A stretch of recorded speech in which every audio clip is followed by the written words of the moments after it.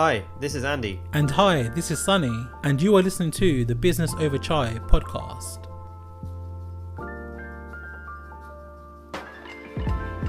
Our mission is to share startup stories that will inspire the next generation of entrepreneurs across the South Asian community.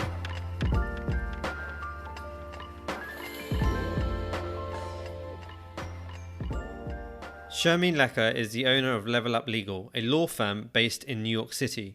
The practice areas she focuses on are businesses and digital companies, startups, entrepreneurs, and social media influencers. She started her career in law at Freshfields and also worked as a government prosecutor for a district in New York. This episode focuses on what it looks like to build a business with absolutely no spend on advertising through immersing in community, networking, and social media.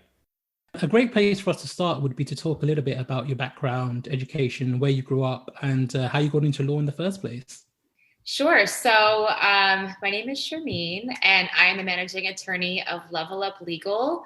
It's a virtual law practice focused on startups, digital companies, and entrepreneurs. And I started this practice about 2 years ago. But before that, I grew up in Seattle, Washington, where I went to the University of Washington for undergrad. I went to Seattle University for law school.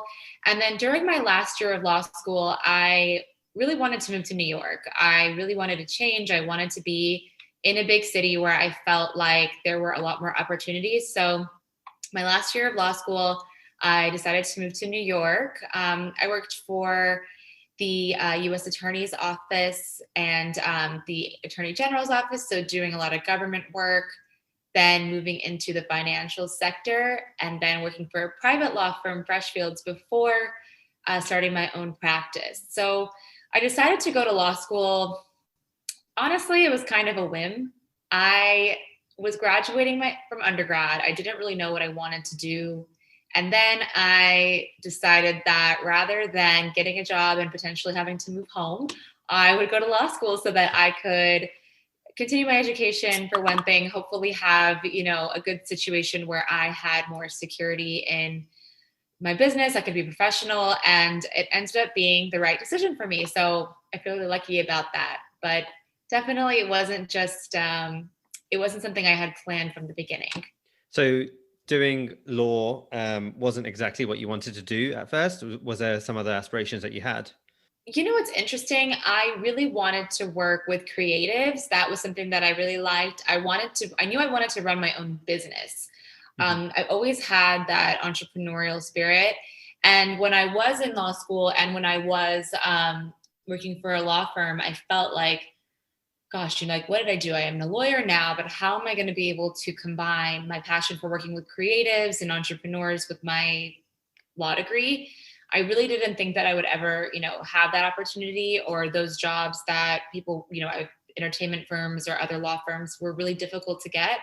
But then I ended up paving my own way and starting Level Up. So I got to really do all of it. I get to work with awesome creatives, really great female founders, and I also get to run my own business, which is honestly the majority of what I end up doing with my time is running the business. So a big thing about being an entrepreneur, even if you are a professional, is handling the business side of things. So you're going to be running your own business, doing your accounting, doing your promotion, doing your marketing, going on podcasts. And so it's great because I'm fortunate enough to do both. That's awesome. That's really interesting, Sharmeen. So, I guess when people find their business, they try and do something that they're passionate about, but you're saying that when you run your own business, you need to actually run the firm, right? It's not just client-facing work. How much time do you think you spend between doing the two? Okay, so I actually had this conversation about how many hours I work a week with somebody. I work a minimum of 12 hours a day. I know that sounds like a lot, but that's really, what it is to run a business. I pretty much get up. I'm a late worker, so I work till about 1 a.m. Don't tell my clients that because I don't think about it at that time. But my day kind of really goes from, I wake up about 8 or 9 a.m. and I like to have a little time for myself. When you're running a business, it's really daunting to have to always be, it almost feels like people or things are always pulling at you. So having a little time to myself, like quiet time in the morning, is really important.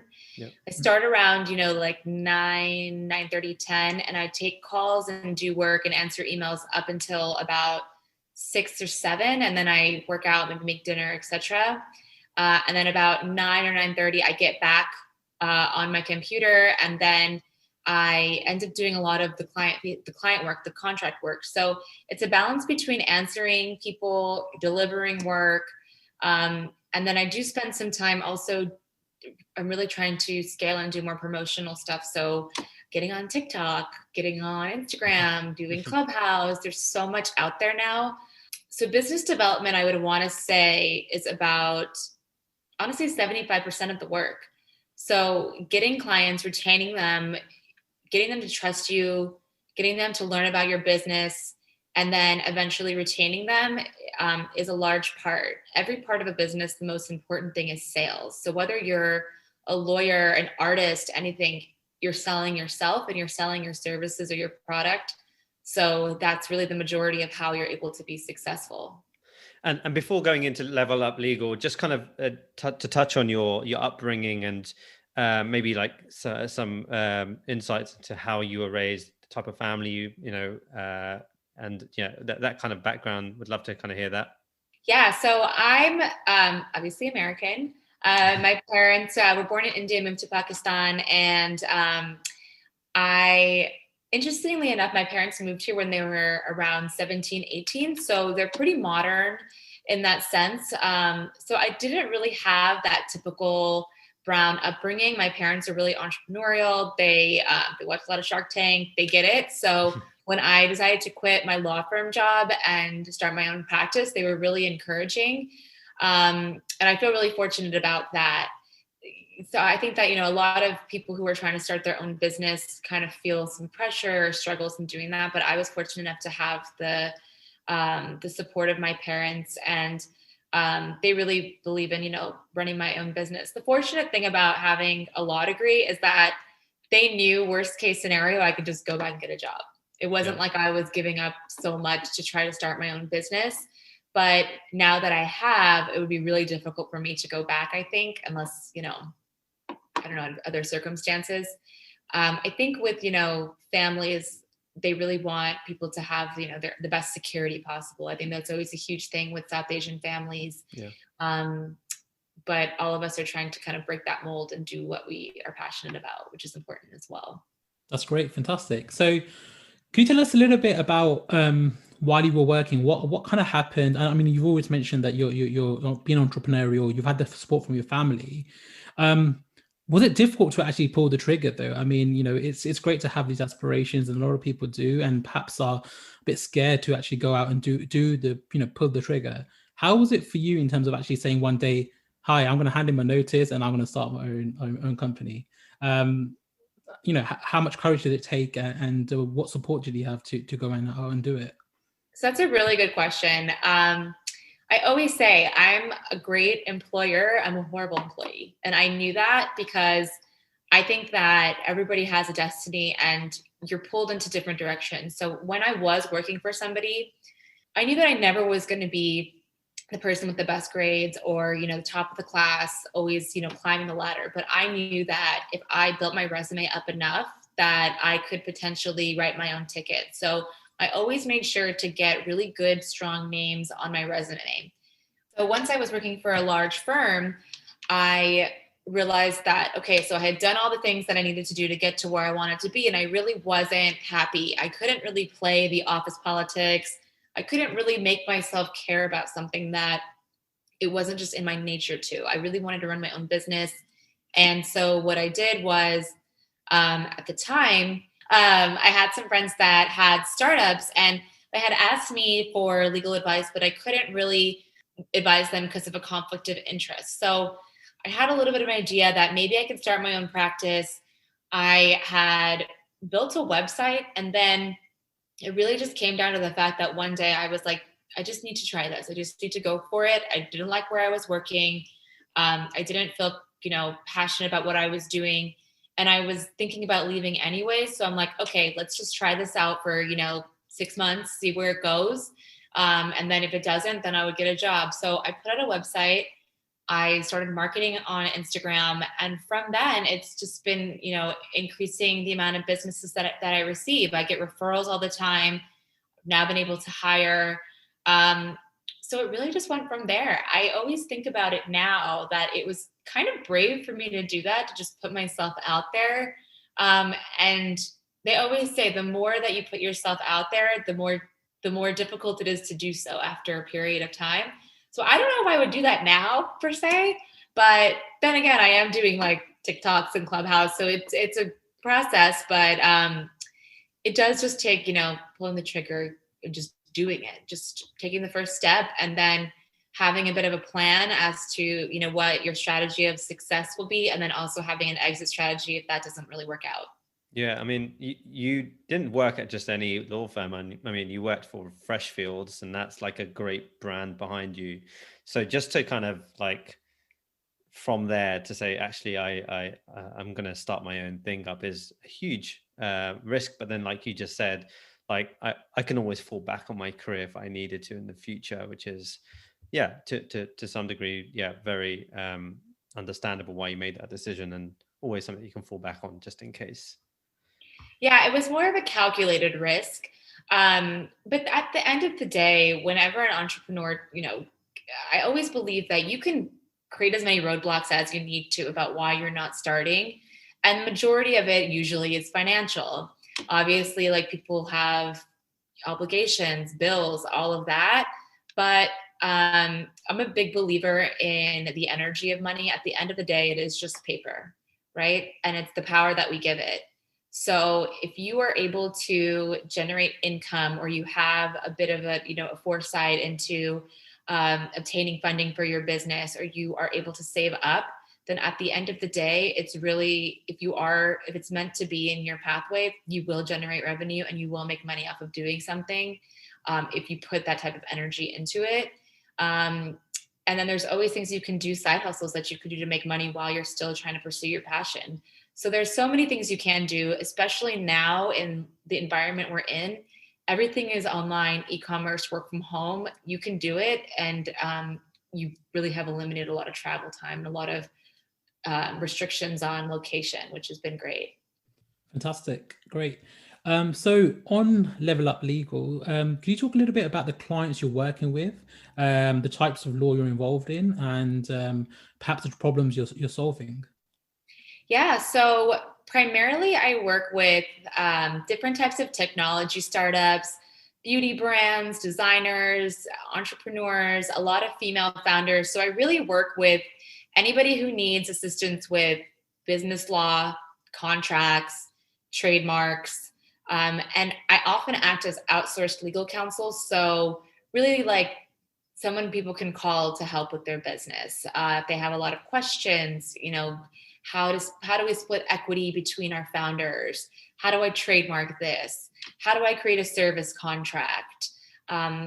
Really just anything to do with business deals, contracts, and trademarks is what we focus on. But what we really strive to do is be a legal advisor and be a member of our client's team.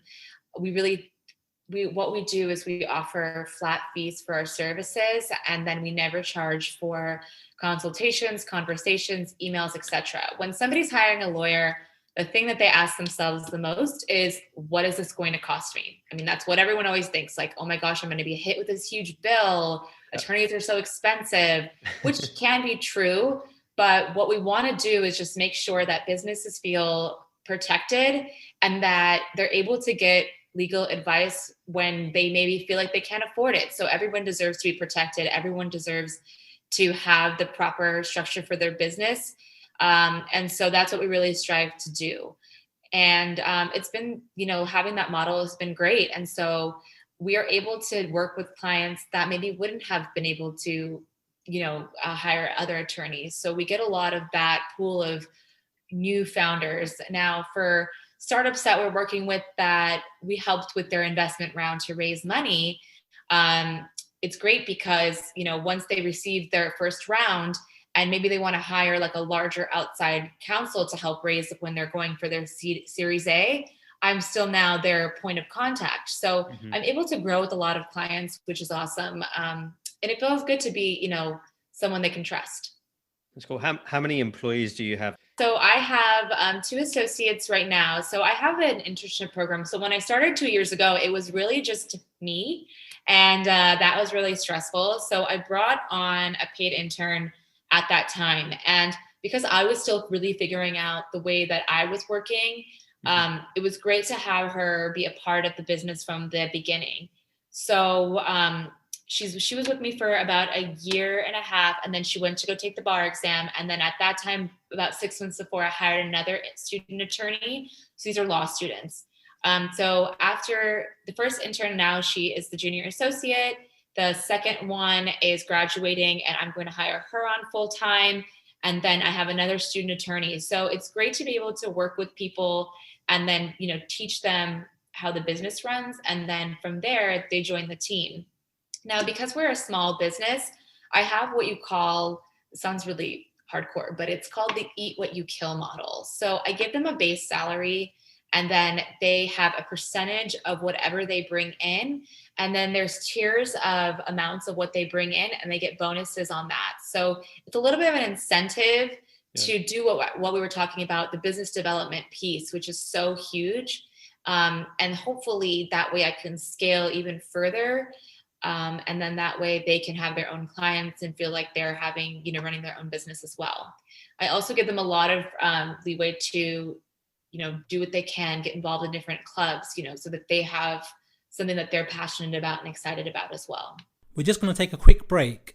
If you like what you're hearing, please remember to hit the subscribe button, and we'd love to hear your feedback, so please remember to leave us a review. You can follow us on Instagram, Facebook, and Twitter on our handle Business Over Chai, or on our website at businessoverchai.com. Thanks again, and now back to the podcast. Just touching on that, Sharmeen, you use the eat what you kill kind of model to incentivize your employees.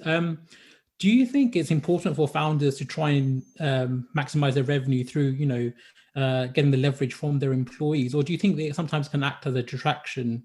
Instead of focusing on their day job, they're out there doing business development. Do you think it can sometimes be a distraction, or do you think it's important that employees are out there trying to win business for the firm?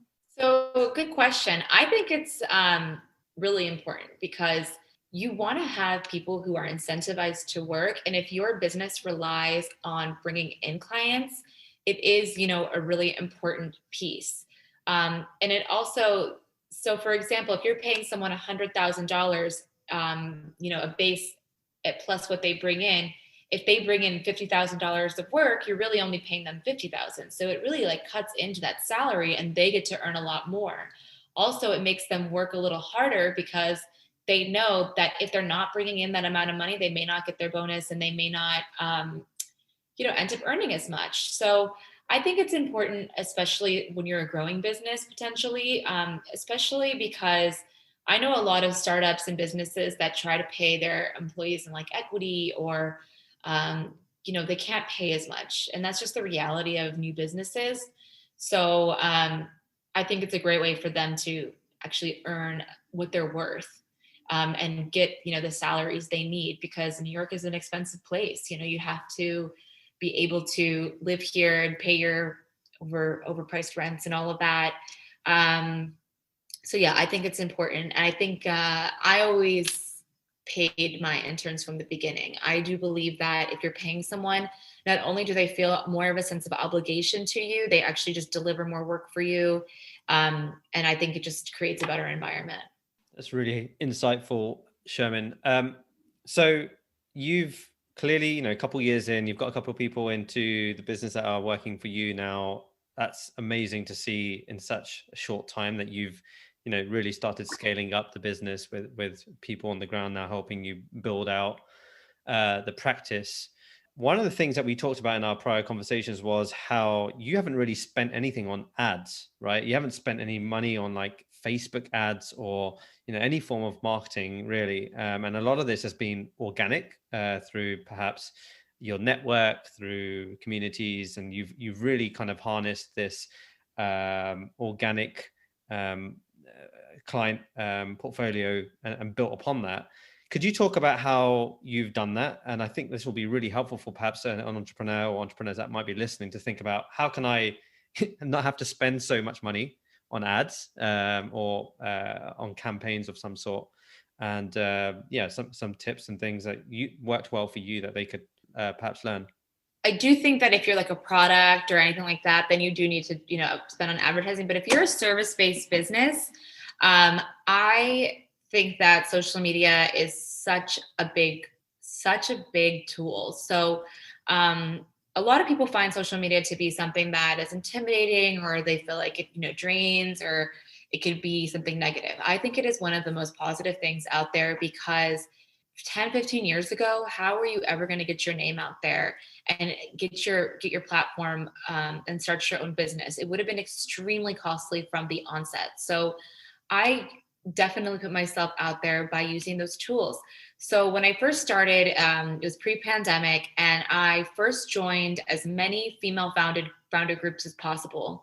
I went to events. I tried to have conversations. I got on their, Slack channels. I marketed that way.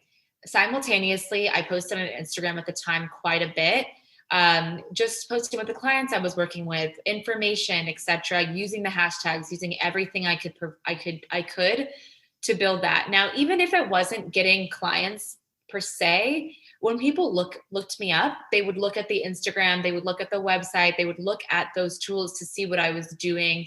And that's really important. From then, now we're now on TikTok, and honestly, I feel like such an old person on TikTok, but that has been really, really interesting. So I was talking to, I went to an event the other week, and it was just about how TikTok is almost like a Super Bowl ad. You could truly just tag TikTok small businesses and just keep posting, and you can put information. It's quick and it goes to so many people, and it's still not as saturated. So that's a really big avenue that we're using. And then now Clubhouse. So my associate Shayna, she's truly on Clubhouse all day. It's pretty much live podcasting. She joins a group that is focused on answering questions for trademarks. She'll answer some questions, connect with people, and those are people looking for business. So it's amazing what we have at our fingertips to be able to use social media and the different tools.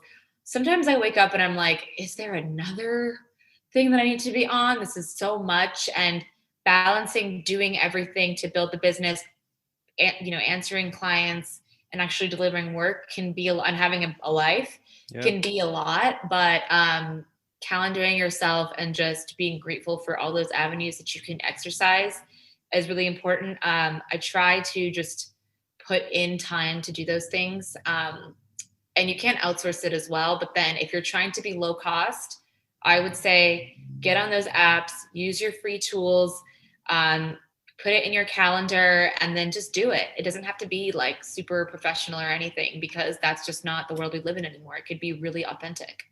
Which channels do you think have been most successful for your business? Good question. So I would have to say, because I was on Instagram the longest, probably that. And definitely the female founder groups. If you can join as many groups as possible, I think that's one of the best ways to get referrals for service-based businesses. So Instagram and just joining groups has been really, really helpful for me. So apart from kind of using social networking, what are the other kind of methods you've used, Shermin, to kind of grow your business, and what challenges have you faced in terms of growing your business? So I think my biggest challenge, is every entrepreneur's challenge, is letting go and delegating. I recently spoke to somebody, because as a service-based business, I really make sure that I am involved in every aspect of it. And it can be draining, right? Like to be always on top of everything and then trying to scale, but not really letting go. But someone said, I have to stop looking at the business as a service and more as a business. So making sure that I am setting up the right avenues to delegate appropriately, and training in a way that I'm able to do so and look at this more as a business than a service, has been a really big growth factor. I think every founder from the beginning, it's their baby. They work, 15 hours a week, all of that, but it's not necessarily sustainable, because if you want to scale or grow or make money at any point, you have to delegate. You have to just start assigning things. That's been definitely the biggest struggle for me, but I'm working on it because I have hired. And, I'm one of the lucky people that I'm so busy that it's sometimes hard to manage. But I really try to focus on delivering. I think it's sometimes when you're so strained for time, you never want to just overpromise and underdeliver. So making sure that, you have deadlines, you set expectations, and all of that is really important as well. So those are, the two things that I've been working on. That's great. Let's go through some of the, maybe, that was obviously a challenge, trying to delegate and give others the reins in certain decisions. What other challenges have you faced in setting up a business? Obviously, a law firm is very different because it's a service-based business to perhaps somebody that might have a product that they want to sell, whether that's a technology product or it's actually a physical consumer product. But what other challenges do you see as have you seen in your experience setting up Level Up Legal? Yeah, I think one of the challenges that I face is, again, setting expectations can be difficult because when you are working with founders where their business is their baby, there's a lot of emotion behind that. So making sure that I set boundaries, that is something that I'm not very good at. I feel like a lot of people like working with female attorneys because we have a lot more empathy. So setting boundaries is something that I have found a little bit difficult when starting a service-based business. I often have to ask myself, like, would a man do this? And a lot of times the answer is no. So that is something that I have to deal with every now and then. From like a formation standpoint, because I am a lawyer, that kind of stuff comes easy for me. What I've seen from other clients that I have seen from other businesses is equity splits and partnerships. That has been a very interesting thing that I've had to deal with. So a lot of founders enter into a business idea with the best intentions, and they're like, hey, we're going to go in 50-50, we're both going to put in this work, and then great. A lot of times that doesn't happen. The founders have different expectations. One's not doing enough work. They're having disagreements. And then when they want to part ways, 50-50, there's no majority, no decision can really be made. So I think having proper documentation is really important for every business, making sure that you have your equity on a vesting schedule, which means that you don't get all your equity at once. You get it over time and on a 1-year clip at least. So somebody has to be with the company for at least 1 year together before any equity is distributed. And I always say never go 50-50 because you don't want the other person to dig their heels in the sand and then potentially not make any decisions. So those are some things that I think are really important when you are forming a business. Yeah, that's interesting because normally, like when you start up a business and it can sometimes be with your friend, right? You might say, you know what, I have this genius idea. I want to set up a business. And you bring your mate along and say, I want to go 50-50 in with you. And then you realize later that actually you might be a bit more productive, let's just say, than your partner, your business partner and friend. So having that conversation, how do you think somebody that might be listening to this should be thinking about that? Because that's quite an awkward conversation to have. Like, do you know what? I'm going to actually take 70% of the business because I think I'm going to be more productive than my business partner and friend. So how do you manage that kind of conversation? Yeah, so it's a horrible conversation to have, and that's why people bring me on, because there's different circumstances. So say you have no documentation, then you have to figure out really what was said between the parties, and there really isn't a strong basis. Now, say you have all your documentation, you have to have this awkward conversation, and not only is it some emotional, it can be difficult because, for example, today I got a call from somebody about this issue, and her partner had their hosting website, the Gmail account. So he set all that up. she was doing other things and he had all that. Now they wanted to separate, and he changed all the passwords there. So what are you going to do at that point, right? So now you're in a hostile situation, and you're trying to negotiate. You're trying to figure out, how to get back the equity. What's it worth? How much do you want to pay that person? What will it take to get that back without having to go to court or to mediate? Because if you go to court or you mediate, it could take years. By that time, you're not even really making money.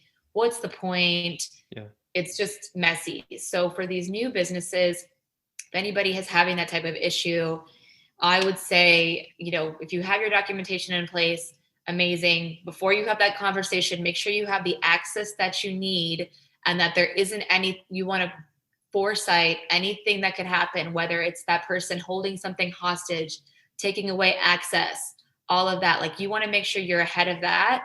And then when you have the conversation, if you're able to, and if you have the right to remove that person based on your documentation or the amount of ownership you have, then you should definitely remove their access to everything right after having that conversation, and then, go from there. Because once people have leverage, it gets really ugly.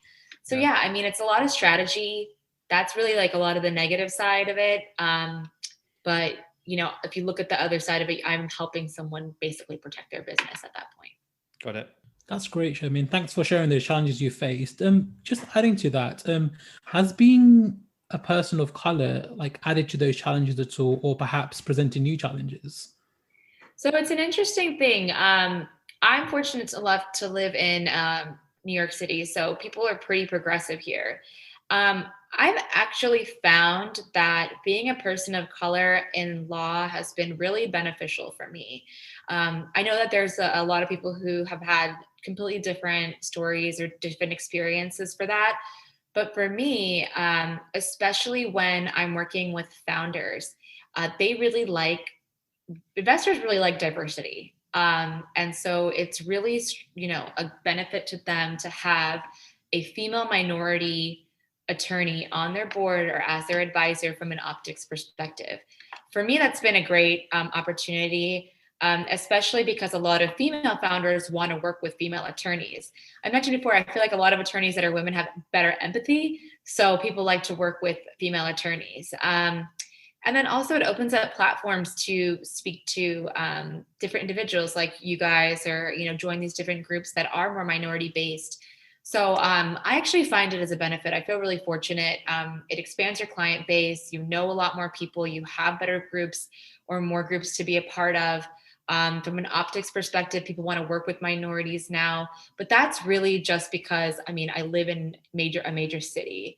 I think that if I lived in, middle America or a different area, my story would be a lot different.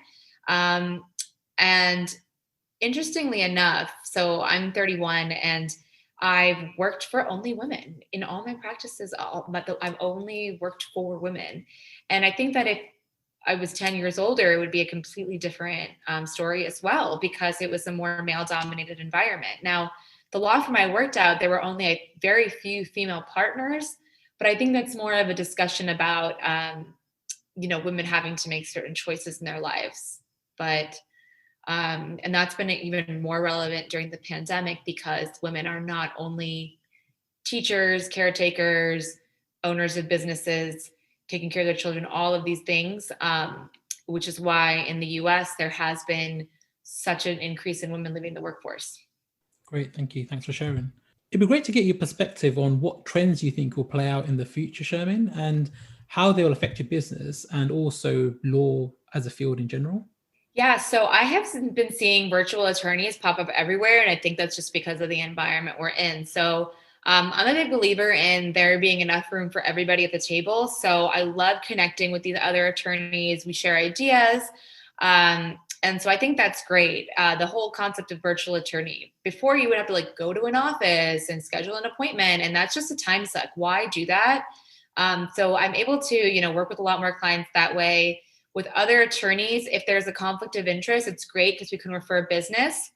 And then, like I said, the concept of marketing your services has changed. There's so many lawyers now on Instagram and TikTok and all of this. So there's a lot of saturation. but people are now really looking at solo attorneys or people running their own business. I think that whole concept of big lawyer fees, working for big law firms is going to be, something that's a thing of the past too. Now, that doesn't mean that our law school debt, especially in the States, is decreasing at all, but it does mean that, these law firms with these big overheads, I think that they're also decreasing as well. So I just think the whole concept of law and lawyer is really changing with all of these, solo virtual attorneys popping up. And I think it's a great market. I think that a big market that is not as saturated is accounting, tax services, international tax. So I think lawyers are really picking up on this solo practice thing, but I really think that there's a market for people who do HR, accounting, obviously marketing, brand, TikTok advisory, all of these things. There are people in their mid-20s or below who have TikTok advisory businesses that truly are doing so well. Wow. So I've never heard of that. They were charging, they charge as much as me. It's insane. Wow. And they're like, in college, it's, it's great. Like, think about like yourself in college, not knowing what you're doing. And these people are running their own businesses. So service-based businesses, definitely, put yourself out there if you want to start a business, and it will grow organically. I just talked to another young woman the other day who's actually based in the UK. She's American living there. She's 21 years old, and she started doing digital marketing for a couple of doctor's offices, and blew up because doctor's offices, this is something they need to outsource. And the market isn't that, saturated. There isn't as much out there. So if you are somebody who is, interested in the medical field, maybe you have an interest also in digital marketing, you can do both. There is different things that you can do. And there's so much out there. So the trends I'm seeing is, lawyers doing solo and all businesses really moving to e-commerce. And with that being said, there's a lot of opening now for service-based businesses and freelancers to really utilize that e-commerce space and help businesses in marketing and advertising. Question on that. So LegalZoom, you've probably heard of, is kind of like a US-based legal tech platform. Do you see a trend in that direction where perhaps your industry is becoming more, seeing the sort of digital transformation and a more of a product-based business, maybe, as opposed to the traditional service-based? Yeah, so with LegalZoom, I think that it was a really novel concept when it first came out, but I can't tell you how many times I have to edit or deal with people who got their documents originally from LegalZoom and now have an issue. So I think that people have kind of like caught on that it isn't the strongest or most tailored to their business. But if you're just looking to file something, you need it quickly, like fine, use LegalZoom, not the biggest deal. But you will likely need to hire a lawyer later. I have seen a lot of attorneys providing templates, and people have told me that going the route of having like templates and different services and e-courses online could be something. But I also do feel like every business is so unique. And when you're getting a template, the amount of time that it'll take you to try to tailor that, you may as well outsource that to somebody who knows what they're doing and feel confident that you have the right clauses and protections in that document. So at the end of the day, time is money. So if you are, like for me, for example, I'm not great at QuickBooks. I'm not great at bookkeeping. I outsource that, right? Because it would take me longer to do that than to, learn, my hours are best spent somewhere else. Accounting, I'm not great at, hire that out. Law, depending on your budgeting, if you're able to outsource that, do so, because you not only will protect yourself in the long run, you also just have, why spend all day researching and trying to figure out and pulling clauses from other places? And it's just too much of a time suck, and you still feel a little insecure about it. So I think if you just need something quickly and simple, maybe use a template, but at the end, you will likely need to have an attorney look at it. Well, speaking to you, Sherman, it sounds like, you identify very quickly what your strengths and weaknesses are, and then you're very decisive on that, and you know what you need to do. Is that, would you consider that as a strength of yours, and has that helped you in your journey as an entrepreneur? I think so. So yes, I am very decisive. I think that's the nature of what I do as well. I think that a lot of, as I mentioned before, a lot of entrepreneurs stand in their own way. So once you make a decision, just go for it. I always say that. A lot of times, more often than not, that's benefited me. Now, there have been times I wish I would have just taken a step back and maybe thought about something more, or maybe taken a beat on trying something. But overall, I think it's beneficial to just execute. And I've become this way. My dad, he often says to me, he's like, in the past 2 years, you've grown so much. Like, you were a different person 2 years ago than you are now when it comes to your level of confidence, knowing yourself, and all of that. I think that's one of the best things about being an entrepreneur is you really learn who you are and what you're good at, because you have to learn that very quickly. Now, it comes with a lot of people say this all the time, being an entrepreneur is very lonely because you have to sacrifice a lot and you have to deal with a lot of the any kind of disappointment that you have pretty much alone, and wake up the next day and do it again. So I did have a little bit of that and a lot of stress coming when I started, but now I think I'm like gotten into the rhythm and building my confidence over time. There's obviously a lot of things I want to improve on, but it's all, part of the process for sure.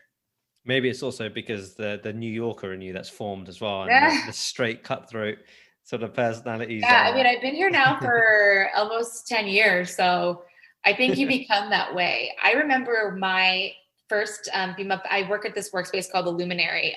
It's a female-founded workspace, and the founder there, she's great, Kate Luzio. She told me, she's like, whenever you go to an event, don't just go and sit and listen. Raise your hand and be a part of the conversation. So even though we don't have events, like if you're on Clubhouse, get in and raise your hand to be part of the conversation, because why waste your time then? So I raised my hand because I wanted to, be part of the conversation. And I just started talking. And in the middle of the room, it's probably like 50 people there at the time. She's like, stop, say your name, introduce yourself and what you do, and start over. And I did that. And that was one lesson. Now I never not do that. That's why I introduced myself when I first started. So learning the hard way, and being in a place like New York City where it's extremely competitive and people will not be polite. I know people in the UK are really polite. People in New York are not. Well, we're polite, but we're just direct. Oh no, we're direct as well, I think. Don't you reckon? I was a little passive aggressive. Yeah, I think people from UK generally known to be polite. I think that's accepted worldwide. Yeah, I think it's just the directness. So when I was at Freshfields and I was in the UK for 6 months, I think my directness, especially as a woman there, can be kind of shocking. But then you do have a lot of powerful women, so I should, it really just depends. Yeah. Depends on your audience. All right, great. So Sherman, we're just wrapping this up now, and we asked this question to all of our guests. If you could pick 3 people to have chai with, living or otherwise, who would they be and why? So I would pick Oprah. I'm a big fan of Oprah's Super Soul Sessions. I think that she has spoken to so many wonderful people. She has a lot of insight and it's easy to have a conversation with her. Deepak Chopra, I like to listen to his podcasts, and he's the person I listen to when I meditate. Something about his voice is very soothing to me. And Chrissy Teigen, I think she's hilarious. And I think you gotta have a little humor in there. We're both from Washington originally, so we'll connect on that. But those are my 3 to have chai with. That's great, Sherman. So where can people follow you online or reach out to you if they have any questions about Level Up Legal or the other cool things that you're up to as well? Yeah, where can they reach out to? Sure. So I have a website, leveluplegal.com. You can find me on LinkedIn with my name, Sharmeen Lakha, Instagram, Level Up Legal, TikTok, Level Up Legal. We're on Clubhouse. We try to do a Clubhouse at least every other week on Wednesdays. We just started that. And then just emailing me, Sharmeen at leveluplegal.com. So it's LVLUP, so no E. Well, it's been a pleasure, Sherman. And we look forward to seeing how Level Up Legal goes. Maybe I'll join the Clubhouse room as well. And, but yeah, thanks a lot for being on the podcast. Great. Sounds good. Hi there, thanks again for listening to the Business Over Chai podcast. If you like this content, please hit subscribe, and if you have any feedback, please give us a review. You can also follow us on Instagram, Facebook, or Twitter with the handle Business Over Chai, or alternatively on our website businessoverchai.com. Thanks again for listening.